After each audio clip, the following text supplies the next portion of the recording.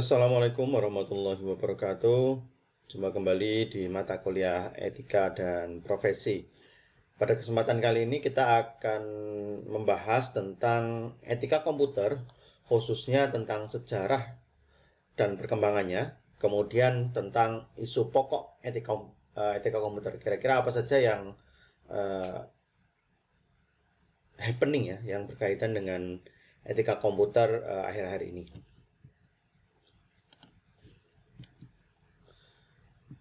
Oke, ada dua materi nanti ya, sejarah etika komputer dan isu pokok etika komputer. Oke, sebelum kita membahas mengenai beberapa isu pokok yang terjadi, kita coba melihat pada sejarah etika komputer. Nah, etika komputer ini kalau kita coba dari referensi yang saya baca, ini dimulai sejak era 40-an ya, sampai tahun 50-an. Hal ini diawali dengan penelitian Norbert Wiener, seorang profesor matematika dari MIT, ya, tentang komputasi pada meriam yang mampu menembak jauh pesawat yang melintas di atas. Ya, ini terjadi pada Perang Dunia Kedua. Nah, kemudian cikal bakalnya juga ramalannya tentang komputasi modern yang pada dasarnya sama dengan sistem jaringan saraf ya, yang bisa melahirkan kebaikan sekaligus malapetaka. Artinya memang di tahun 40-50-an ini Norbert Wiener, profesor matematika ini memprediksi bahwasanya teknologi yang diciptakan ini seperti halnya dua buah mata pisau ya. Tentu ada sisi positifnya, ada sisi negatif. Mungkin kalau Anda lihat perkembangan IT sekarang, tentu kalau kita katakan dengan fair, apakah komputer ini atau perkembangan IT, perkembangan internet dan lain sebagainya punya dampak positif? Jelas kita akan sama-sama berkata bahwa dampak positifnya banyak sekali Pak Udin. Tetapi ketika kita coba ditanya apakah komputer dan lain sebagainya ini punya dampak negatif, tentunya kita dengan jujur akan mengatakan ada ya. Buktinya apa? Buktinya banyak penipuan yang terjadi ketika transaksi online, kemudian ada pembobolan kartu kredit, ada pembobolan situs, bahkan sekarang yang terbaru ada deepfake ya, dan lain sebagainya. Nah, ini menunjukkan bahwasanya ramalan Profesor Norbert Wiener berkaitan dengan apa artinya perkembangan komputer yang semakin canggih, ini sebagaikan dua buah mata pisau ya, artinya punya satu sisi baik dan punya satu sisi buruk ya, tergantung siapa yang menggunakan perangkat atau teknologi tersebut. Nah, kemudian di tahun 60-an Don Parker dia menerbitkan satu buku ya atau statement that when people enter the computer center they leave their ethic at the door. Apa coba kira-kira? Ketika seseorang masuk ke dalam teknologi komputer atau masuk di dalam komputer ya, maka mereka meninggalkan etiknya, kebudayaannya, tata keramanya itu di depan pintu. Artinya gimana? Ibarat kata seperti ini. Kalau komputer ini suatu rumah atau ruangan yang mempunyai pintu, ketika seseorang masuk ke dalam ruangan tersebut seolah-olah dia menjadi orang yang lain. Ya, ketika memasuki komputer centernya atau memasuki ke dalam dunia komputer. Maksudnya gimana Pak Udin? Maksudnya gini, kalau kita lihat perkembangan sekarang lah, tidak usah jauh-jauh, banyak sekali orang-orang melakukan, menurut saya ya, melakukan banyak kebohongan. Artinya ketika, tidak usah jauh, yang kecil saja, ketika orang upload mungkin di Instagram dan lain sebagainya, mungkin menyampaikan hal-hal yang kadang-kadang bahagia banget padahal tidak. Kemudian dari segi nama saja banyak sekali ya anonim ya, orang menyebutkan namanya itu tidak nama real, berarti fake information dan lain sebagainya. Nah, jadi ini memang sudah jauh-jauh hari diramalkan sejak tahun 40-an, 50-an, kemudian 60-an oleh Don Parker. Nah, Don Parker sendiri sebagai pelopor kode etik profesi bagi profesional di bidang komputer ditunjuk untuk memimpin pengembangan kode etik profesional yang pertama kali dilakukan oleh ACM, Association for Computing Machinery ya. Nah, Don Parker menerbitkan buku namanya Rule of Ethics in Information Processing. Nah, kalau kita dalam contoh kasusnya perumusan data spesialis komputer ya. Coba kita lihat beberapa. Nah, ini rule of the ethic in information processing ya, by Don Parker. Nah, jadi etiknya atau hal-hal berkaitan dengan ini sudah ini oleh SCM Digital Library ya. Ini dokumennya kalau Anda mau lihat. Ini volume 11 nomor 3 Maret 68. Bayangkan ini 68 aja beliau sudah menerbitkan dokumen seperti ini ya. Apakah hanya satu lembar Pak Udin? Enggak, ini aksesnya saja kita tidak punya akses ya, ini punyanya ACM.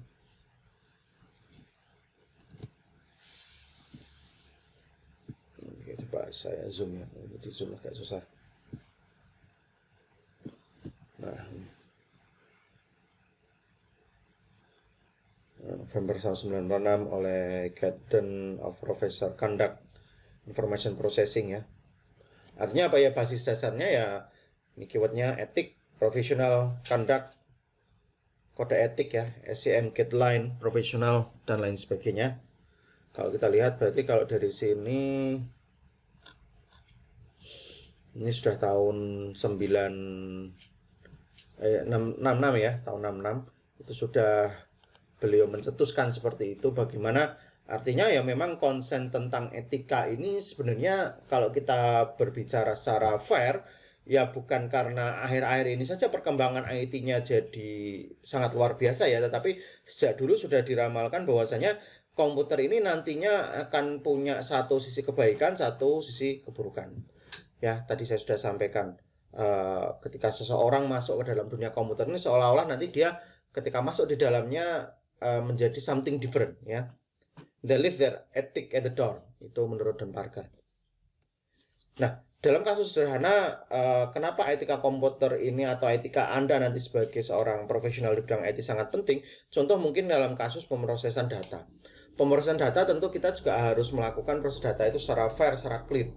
Kalau Anda lihat coba di masyarakat Anda ya, kenapa ini yang saya soroti ya. Kadang-kadang kalau Anda lihat yang paling sederhana aja yang masih happening, bantuan atau tentang pemilu. Kalau Anda perhatikan pemilu terakhir ya, yang gubernur dan lain sebagainya, kita masih menemukan data-data fiktif. Nah, artinya secara data sumbernya saja ini tidak valid beberapa kasus ya. Apalagi kalau sampai pemrosesan datanya itu salah, tentu kalau Anda melakukan punya data kemudian processingnya salah, tentu nanti outputnya pun tidak akan betul kan gitu ya. Maka ini akan sangat mengkhawatirkan sekali ketika kita mengambil suatu decision atau keputusan. Nah, spesialis komputer bisa mengetahui data apa saja secara cepat. Nah,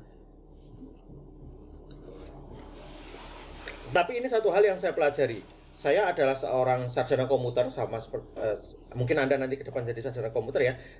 Sebagai seorang sarjana komputer ini, menurut saya kita punya keahlian seperti ini. Spesialis komputer bisa mengetahui data apa saja secara cepat. Nah, bagi kita yang seorang sarjana komputer mungkin punya keunggulan, kita disuruh nyari informasi apa saja, kita bisa dapat secara cepat, ya, sesuai yang dibutuhkan. Nah, ini kalau kita lihat beberapa sejarah tentang komputer ya. Kemudian tahun 80 dari isu tentang etik ya, penyalahgunaan dan lain sebagainya, akhirnya di tahun 80 muncullah kejahatan komputer. Ya. Seperti virus, unauthorized login, dan lain sebagainya. Mungkin sekarang di tahun 2021 ini virus nggak begitu happening ya. Kalau saya masih ingat betul ya, ketika saya awal-awal kuliah di tahun 2006, wah, virus, ada nama virus baru, muncul lagi ransomware dan lain sebagainya. Tetapi di tahun 2021 ini kayaknya tren virus nggak begitu tinggi ya, kecuali virus corona. Kemudian sudah muncul tahun 80 itu unauthorized login, jadi orang masuk tanpa autentifikasi ya. Kemudian tahun 85 studi berkembang menjadi suatu diskusi serius tentang masalah etika komputer, sehingga lahir buku Komputer Etik dari John tahun 1985. Jadi secara etik memang ini sudah sangat artinya sudah jadi concern banyak ahli. Kemudian di tahun 90 Implikasi pada bisnis yang semakin meluas akibat dari kejahatan komputer membuat lahirnya forum-forum yang peduli pada masalah tersebut. Nah, ini oleh Prof. Simon Rogerson, CP by Gero van Hoven. Ya.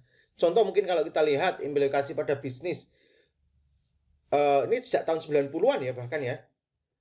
Dari mana Pak? Contoh ini kalau Anda lihat, ini bentuk pemalsuan uang ya. Gambar samping adalah palsu. Kenapa palsu? Ya enggak ada gambar uang 20.000 wajahnya seperti ini kan gitu ya. Jadi kemampuan untuk memanipulasi gambar secara digital bisa jadi lucu tapi bisa jadi merusak ya, menyakitkan dan menipu. Apalagi sekarang ya, teknologi sekarang ini yang lagi happening itu deepfake. Nanti kita coba lihat terakhir materi nanti akan saya putarkan tentang deepfake, deepfake.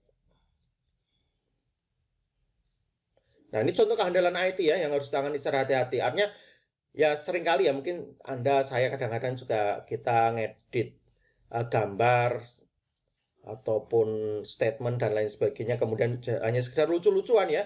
Tapi pada dasarnya kalau kita coba pahami sekarang di Indonesia dengan adanya undang-undang ITE ya, kita juga harus lebih hati-hati teman-teman semua. Jadi jangan sampai kita juga terjerat dalam undang-undang ITE tersebut ya dengan keisengan kita. Jadi niatnya iseng malah jadi kasus ya. Nah, jadi di tahun 90-an ini sudah masuk ini sudah mulai kayak perubahan gambar, editing dan lain sebagainya. Nah, kalau kita coba lihat itu tadi sejarahnya ya.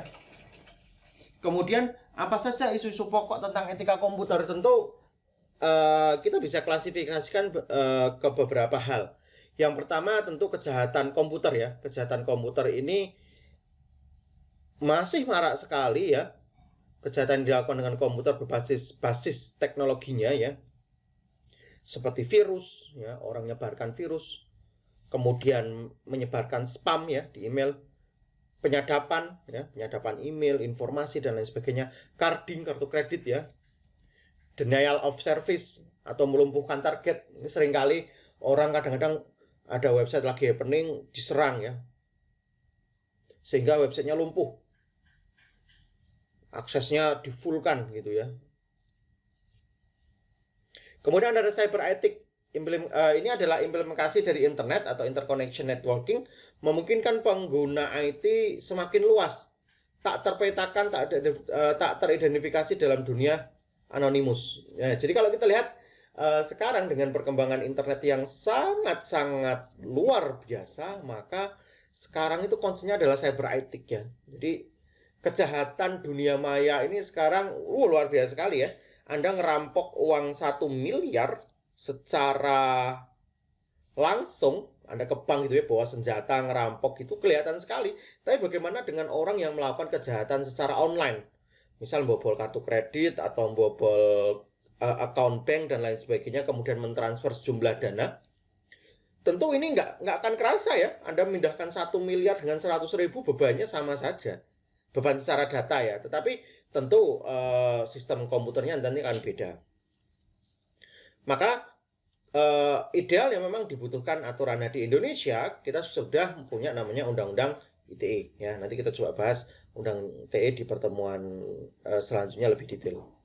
Kemudian e-commerce. Nah, ini yang tadi sempat saya singgung sedikit. Di perkembangan yang sangat luar biasa sekarang ini mungkin Anda, saya ini adalah pengguna e-money gitu ya.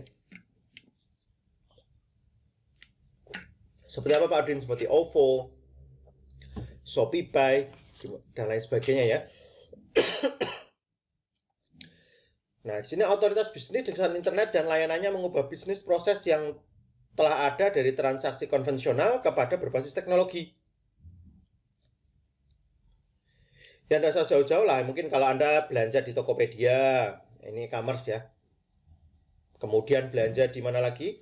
Bukalapak, Shopee, Blibli dan lain sebagainya. Ini kan wujudnya e-commerce. Orang tidak lagi mungkin disuguhkan dengan barang fisik, tetapi hanya picture, hanya gambar, ya, hanya berbasis percaya, kemudian melakukan transaksi elektronik. Ini e-commerce. Nanti masuk lagi dari e-business. Salah satunya tentu setelah e-commerce adalah bisnis ya. Ini bisnis implikasinya ada e-money dan lain sebagainya. Nah ini beberapa isu pokok. Artinya ya banyak orang melakukan penipuan, khususnya dalam e-commerce ya, masih ada orang beli apa yang dikirim apa gitu ya. Contoh orang mungkin beli iPhone yang dikirim mungkin batu bata atau iPhone casingnya saja dan lain sebagainya. Nah ini tentu isu-isu yang memang berkembang di dalam perkembangan etika komputer ya. Jadi teman-teman juga harus hati-hati ya sebagai pelaku IT, paling tidak ketika ada orang bertanya mampu untuk menjawab atau mampu untuk menjelaskan kira-kira apa saja tantangan ke depan ya, terutama dengan perkembangan. Sebenarnya semuanya diawali dengan perkembangan internet yang sangat luar biasa. Internetnya semakin kenceng, sekarang ada smart home, mungkin orang bisa ngontrol kalau Anda lihat film ini ya, Fast and Furious yang terakhir, orang bisa nge-remote mobil seseorang. Nah, coba Anda lihat bentuk Tesla yang sekarang sudah smart car gitu ya. Tidak butuh lagi kunci. Orang kalau sudah tahu teknologi, dibobol saja, kemudian bisa dijalankan, selesai. No, Pak, itu kan sudah aman, Pak, sudah ada security-nya dan lain sebagainya. Iya, betul, sudah ada. Tetapi menurut saya pribadi di dunia ini tidak ada yang 100% aman. Ya, tentu kejahatan ini akan muncul dalam mode-mode baru dengan perkembangan teknologi yang baru. Smart home dan lain sebagainya. Tentu ini dampak positifnya lebih banyak ya, kalau nanti seperti disampaikan oleh Don Parker, teknologi ini ya kayak dua buah mata pisau, bisa sangat bermanfaat, bisa sangat berbahaya. Tergantung bagaimana nanti kita sebagai end user, sebagai seorang pengguna menggunakan teknologi tersebut. Kemudian ada pelanggaran haki ya, pembajakan ya, cracking, illegal software ya, software yang dipakai nggak ori, dan ini biasanya anak komputer ya. Saya juga kadang-kadang kita iseng-iseng ya, punya nyoba software ini mahal, akhirnya kita pakai cracking dan lain sebagainya. Ini sebenarnya juga nggak betul juga ya. Untungnya kita sebagai seorang pelajar kalau akses Windows ya, contoh ini Windows saya dulu beli ori, kemudian habis lisensinya ya sudah habis lisensinya, biarin aja. Kemudian tanggung jawab profesi. Sebagai bentuk tanggung jawab moral perlu diciptakan ruang bagi komunitas yang akan saling menghormati. Misal IPKIN, Ikatan Profesi Komputer Informatika, ini sudah lahir atau sudah ada sejak tahun 74. Nah, kalau di dosen ada namanya Aptikom gitu ya, Asosiasi Teknologi Informatika. Ada Aptisi dan lain sebagainya. Artinya banyak sekali ya sebenarnya. Memang ketika kita hidup di dalam sosial masyarakat, kita diikat dengan yang namanya etika-etika. Oke, kita ada tugas nanti contoh etika atau pelanggaran berinternet yang Anda ketahui, khususnya dalam pemanfaatan teknologi informasi, bisnis online ataupun sosial media. Ini sudah saya berikan di e-learning ya, jadi nanti Anda jawabnya di e-learning. Kemudian saya minta Anda memberikan solusinya seperti apa. Nah, saya tampilkan video sejenak tentang deepfake. Mari kita coba lihat. We're entering an era in which our enemies can make it look like anyone is saying anything at any point in time. Jordan Peele created this fake video of President Obama to demonstrate how easy it is to put words in someone else's mouth. Moving forward, we need to be more vigilant with what we trust from the internet. Not everyone bought it, but the technology behind such frauds is rapidly improving, even as worries increase about their potential for harm. This is your Bloomberg Quick Take on deepfakes.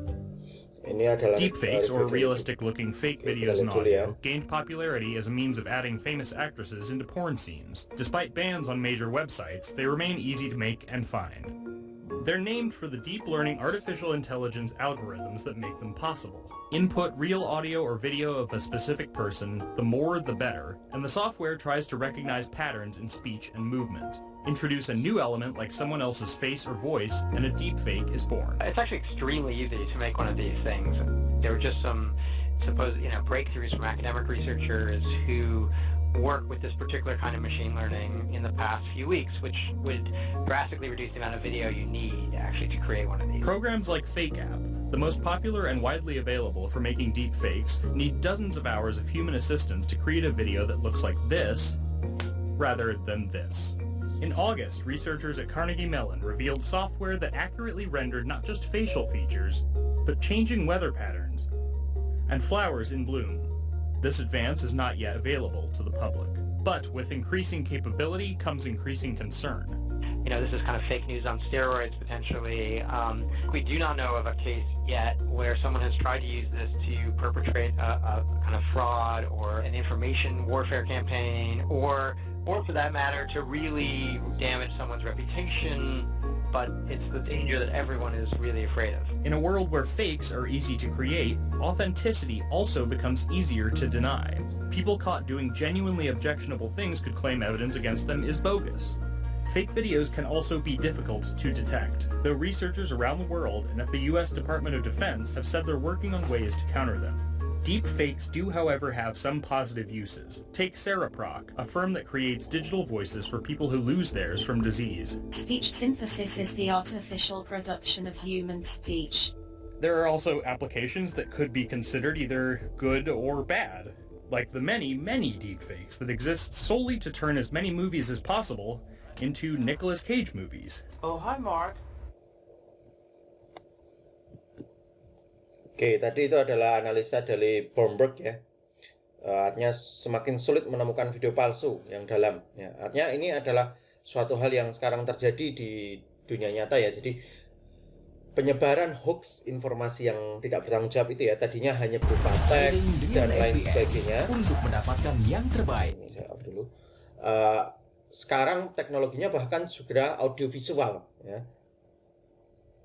Seolah-olah saya sedang ngomong, suaranya suara saya, wajahnya wajah saya, mimiknya mimik saya, tetapi itu sebenarnya bukan statement saya. Nah ini sekarang yang menjadi kekhawatiran ya, bagaimana teknologi tadi ya, deepfake tadi, yang semakin luar biasa.